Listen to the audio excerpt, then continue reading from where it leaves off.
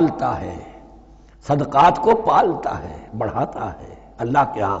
وہ آیت میں سنا چکا ہوں آپ کو، سورہ روم کی 39ویں آیت ہے یہ، وَمَا آتَيْتُم مِّن رِّبًا لِّيَرْبُوَ فِي أَمْوَالِ النَّاسِ فَلَا يَرْبُو عِندَ اللَّهِ وَمَا آتَيْتُم مِّن زَكَاةٍ تُرِيدُونَ وَجْهَ اللَّهِ فَأُولَٰئِكَ هُمُ الْمُضْعِفُونَ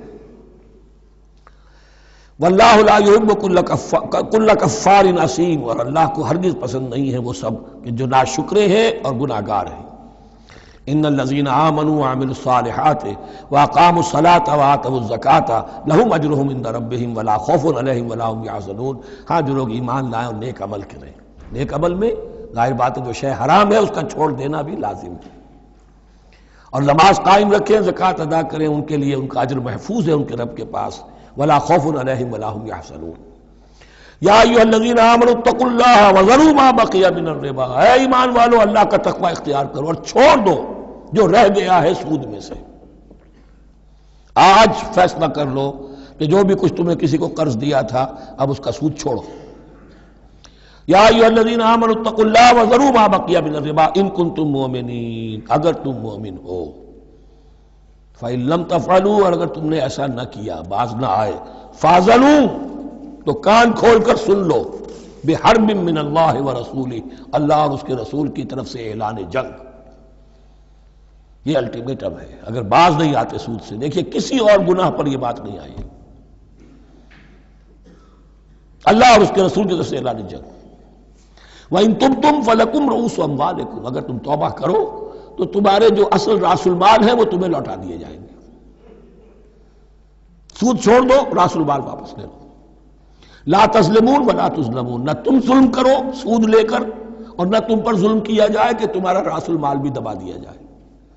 لا تظلمون ولا تظلمون۔ وَإِن كَانَ ذُو عُسْرَةٍ، اور اگر تمہارا جو مقروض ہے وہ تنگی میں ہے، وہ تنگ دستی میں ہے، فَنَظِرَةٌ إِلَىٰ مَيْسَرَةٍ، تو انہیں انتظار کرو، پھر اسے مہلت دو کہ اس کی ہاں کشادگی پیدا ہو جائے، آسانی سے وہ آپ کی رقم، آپ کا قرض واپس کر سکے۔ لیکن اس سے بھی آگے وَأَن تَصَدَّقُوا خَيْرٌ لَكُمْ، تم صدقہ ہی کر دو۔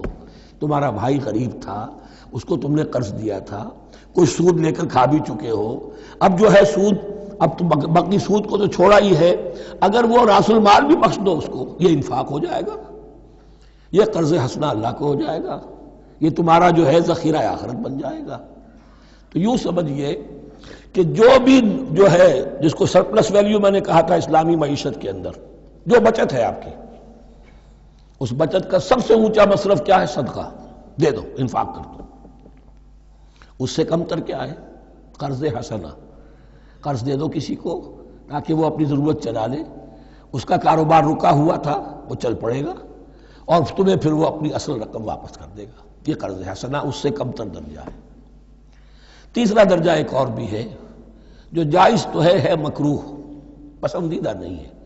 تم زیادہ ہی خسیس ہو، چلو مزاربت پر دے دو، اور مزاربت یہ ہے کہ رقم تمہاری کام وہ کرے گا، اگر بچت ہو جائے تو تم بھی لے لینا، اگر نقصان ہو جائے تو کوئی تاوان نہیں لے سکتے اس سے، یہ ہے مزاربت۔ اس کے بعد اگر تم کہو کہ میں دے رہا ہوں، مجھے اتنے پرسنٹ تو بہرحال تم نے دینا ہی دینا ہے، اس سے بڑھ کر حرام شے کوئی نہیں۔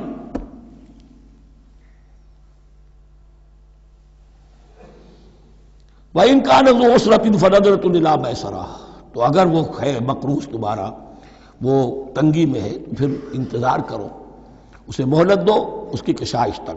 وَأَن تَصَدَّقُوا خَيْرٌ لَكُمْ، اور اگر تم صدقہ ہی کر دو، خیرات کر دو، دے دو، بخش دو، وہ تمہارے لیے بہتر ہوگا، ان کنتم تعلمون، اگر تم جانتے ہو، اگر وہ حکمت تمہارے اندر آ گئی ہے، اگر تم اولو الالباب ہو، اگر تم سمجھدار ہو، تو جو کچھ تمہیں بچت اس سے ہوگی، جو اللہ کے ہاں اجر و ثواب ملے گا، وہ تمہیں یہ رقم واپس لے کر جو ہے اس سے کیا مل جائے گا۔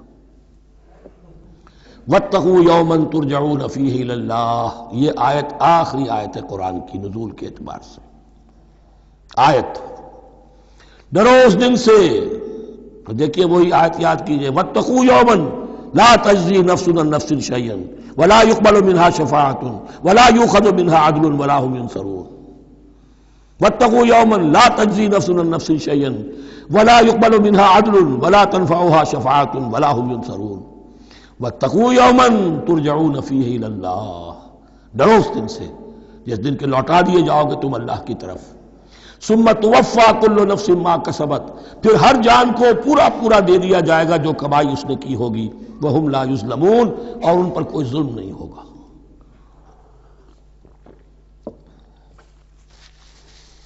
اب یہ قرآن مجید کی طویل ترین آیت آ رہی ہے، آیت دین. کوئی قرض کا معاملہ ہے، کوئی قرض کا معاملہ ہے کہ آپ نے کسی کو قرض دیا، یا کوئی کاروباری معاملہ ہے، اشتراک ہے جس میں کہ جو بھی ہوگا بعد میں نتائج نکلیں گے. ان سب کے بارے میں حکم ہے کہ لکھ لیا کرو. ہم کیا کرتے ہیں قرض دیتے ہوئے، اب دوست ہے، بھائی ہے، عزیز ہے، کیا لکھوانا، اس سے کیا کہے گا، اعتماد نہیں ہے. کاروبار شروع ہو گیا، زبانی باتیں کر لی، اس کے بعد رو رہے ہیں، چیخ رہے ہیں، چلا رہے ہیں. جو حدیث میں آتا ہے کہ اللہ تعالیٰ 3 قسم کے لوگوں کی فریاد سنتا ہی نہیں. ایک وہ جو قرض دیتے ہوئے یا کوئی معاملہ کرتے ہوئے لکھواتا تو ہے نہیں اور بعد میں روتا ہے. ایک وہ کہ جو اپنی بیوی کے ہاتھوں تنگ بھی ہے اور شکوہ بھی کرتا ہے، شکایت بھی کرتا ہے، فریاد بھی کرتا ہے، طلاق نہیں دیتا. اللہ نے راستہ کھولا ہوا ہے تمہارے لیے، تو اللہ ویسے لوگوں کی فریاد نہیں سنتا. تیسرا مجھے یاد نہیں. یا ایھا الذین آمنوا اذا تداینتم بدین الی اجل مسمى فاکتبوہ، اے اہل ایمان جب بھی تم کوئی معاملہ کرو قرض کا ایک وقت معین تک کے لیے، ایک تو وقت معین ہونا چاہیے، یہ قرض دے رہے ہیں کب واپس ہوگا، فاکتبوہ تو اس کو لکھ لیا کرو. یہ فعل امر ہے، الامر للوجوب، واجب ہے یہ.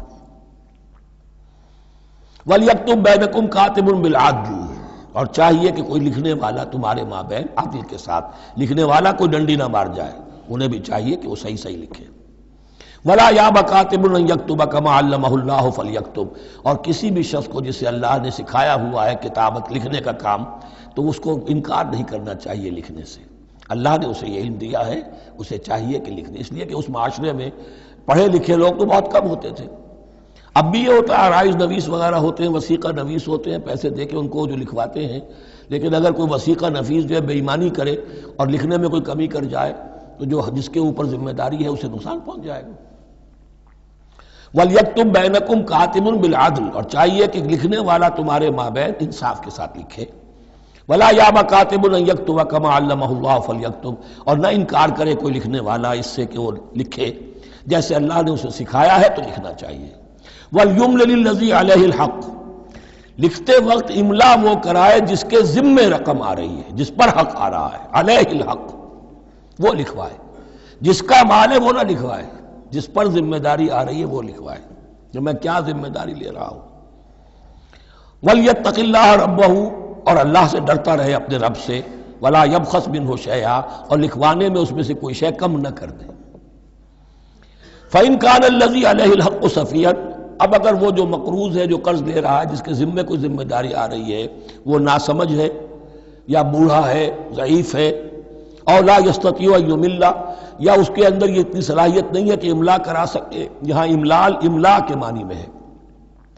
ہوا فلیملل ولیہ بالعدل، تو اگر وہ نہیں املا کرا سکتا تو اس کا کوئی ولی ہو، اس کا کوئی وکیل ہو، اس کا کوئی اٹارنی ہو، وہ اس کی طرف سے اس کو لکھوائے. واستشہدوا شہیدین من رجالکم، یہ ایک ہی آیت چل رہی ہے ابھی، پورے رکوع کے اوپر ایک آیت پھیلی ہوئی ہے، سوائے آخر میں تھوڑا سا حصہ دوسری آیت آئے گی. واستشہدوا شہیدین من رجالکم، اور گواہ بنا لیا کرو 2 اپنے مردوں میں سے.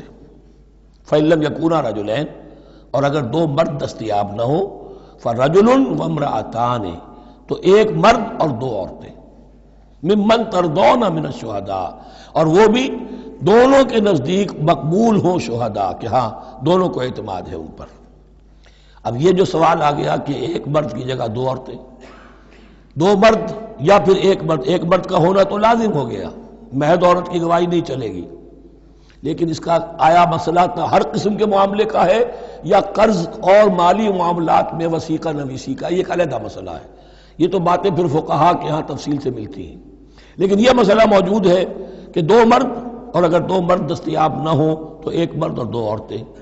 تو سوال تو پیدا ہو گیا کہ کیا عورت کی گواہی عادی ہے؟ ان تضل احداہما فتذکر احداہما الاخری، مبادا ان میں سے کوئی ایک بھول جائے تو یاد کرا دے دوسری. عقلی سوال پیدا ہو گیا کہ اب مرد نہیں بھول سکتا، کیا جواب ہے اس کا؟ جواب یہ ہے کہ واقعتاً اللہ تعالیٰ نے عورت کے اندر نسیان کا مادہ زیادہ رکھا ہے۔ الا یعلم من خلق وہو اللطیف الخبیر، کیا وہی نہ جانے گا جس نے پیدا کیا ہے؟ اس نے پیدا کیا ہے، وہ جانتا ہے۔ نسیان کا مادہ کیوں زیادہ رکھا یہ بھی سمجھ لیجیے، عقلی بات ہے، منطقی بات ہے۔ She has to play the role of number 2، اسے مرد کے تابع رہنا ہے۔ جو نمبر 2 ہوتا ہے اس کے اوپر، اس کے کبھی احساسات کے اوپر، کبھی جذبات کے اوپر کوئی نہ کوئی کوفت، کوئی قدورت آتی ہے، اور اس میں اللہ تعالیٰ نے ان کا سیفٹی والو رکھا ہوا، بھول جانا۔ اگر بھولنا نہ ہو، یاد ماضی عذاب ہے یا رب، چھین لے مجھ سے حافظہ میرا۔ یہ نسیان جو ہے یہ بھی ایک بہت بڑی نعمت ہے، ورنہ تو کوئی صدمہ دل سے اترے ہی نہ، کوئی غصہ کبھی ختم ہوئی نہ۔ تو بھولنے کا معاملہ، یہ سیفٹی ویلو اللہ نے عورت میں زیادہ رکھا ہے، اس لیے کہ اسے مرد کے تابع ہو کر رہنا ہے، اور جب تابع ہو کر رہنا ہے تو اسے زیادہ، اس کے احساسات پہ، جذبات پر زیادہ مواقع آئیں گے کہ اس کو کچھ زخم پہنچے۔